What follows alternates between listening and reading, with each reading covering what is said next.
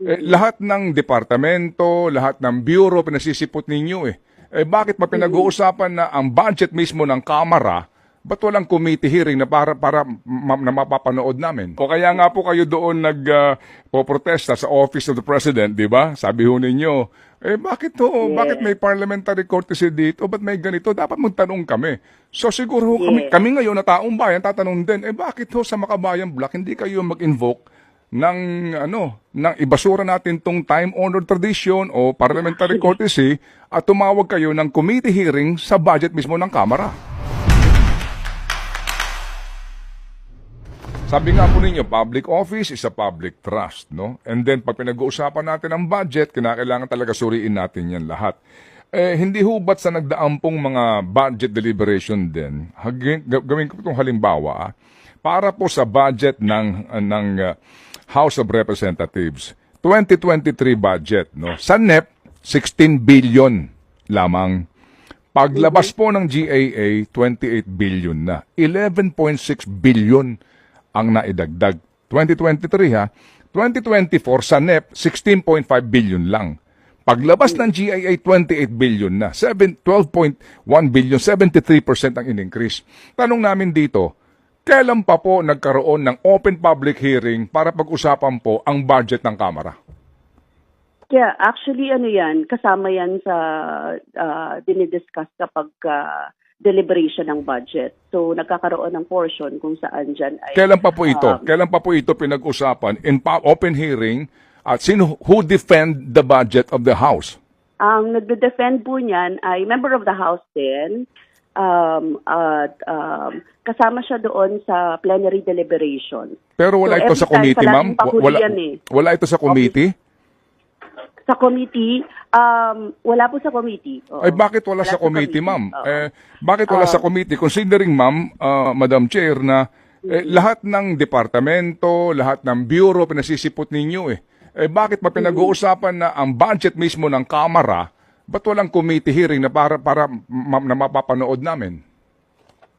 Ano po siya? Kasama siya ng parang mga attached agencies din na dinideliberate. O nga no, wala po sa committee hearing yan. Anong attached agency?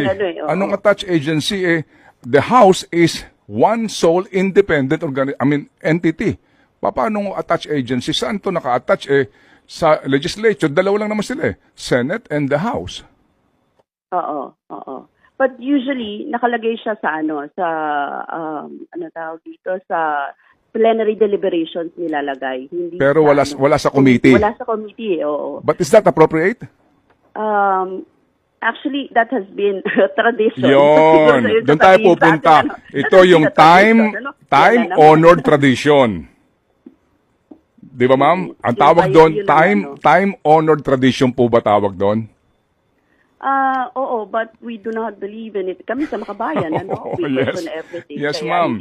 Opo, kaya nga po kayo doon poprotesta sa Office of the President, di ba? Sabi ho ninyo, bakit to? Bakit may parliamentary courtesy dito? Ba't may ganito? Dapat magtanong kami.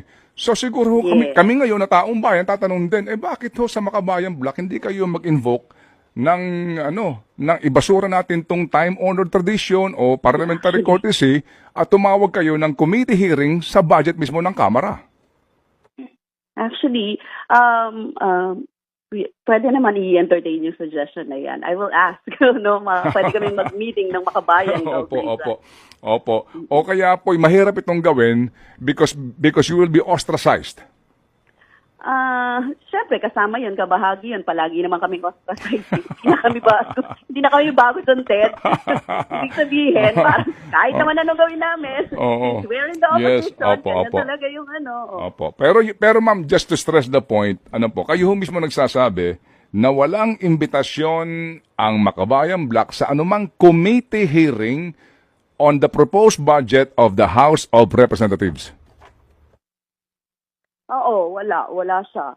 Kasama lang siya sa plenary every time. Yes, opo. So yung nga po ang tanong din namin. So is it fair nga na meron kayong pinatatawag lahat ng department, bureaus, etc. to be present and to defend the budget, pero ang House mismo, walang committee hearing, walang defense niyan sa committee, at doon na lang po yan inaaprubahan sa plenaryo nang hindi man lang po pinagdidebatehan? Hindi, pinagdedebatehan siya. Actually, wala lang nagtatanong. ganun yung itsura niyan. Walang nagtatanong, walang parang katulad din sa Senate, ganyan din yung form nila, di ba? So, it passes, pero in-open sa plenary for deliberation. So, yun sa plenaryo siya yung time na yun. Baka takot magtanong ang mga kongresista. Tapos kami, hindi naman na namin nabubusisi kasi nga, ang dami rin namin inaasikaso. But anyway, that's a good point. Opo, yes ma'am. Actually, well taken point. Opo, pero ma'am, kami ho dito, sincerely ho, we appreciate your presence kasi tatatlo na lang kayo dyan eh. I mean, alam din po namin kung gaano kabigat ang trabaho nyo, kasi ang daming departamento, ang dami pong dapat busisiin, kayo po'y tatatlo laang, at sa panahon din po ng botohan, kami naman po'y tumatangkilik sa inyo pong consistent na boto. And we appreciate that, Madam Chair. Hindi po ako Madam Chair.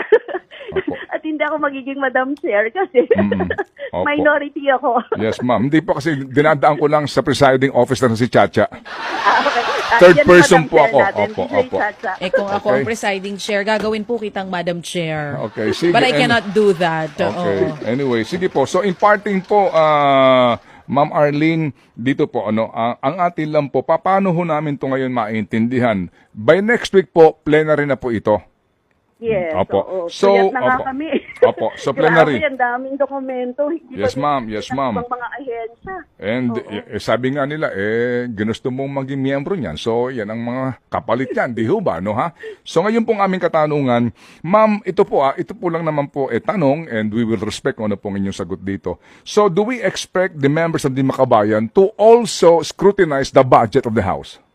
Oh, yes. Oo. Kasama din naman yon sa ating duty. We will. Kasama yun palagi, no? Opo. Sige po. So, abangan po namin. At kung sino, Ted, ang magtatanong, di siyempre mag-aalaman pa kami sa Makabayan. Kung sino pa yung Opo. Ang hinahanap ko po sa inyo, yung inyong minority leader. Ay, baka sa nasa district po. Okay.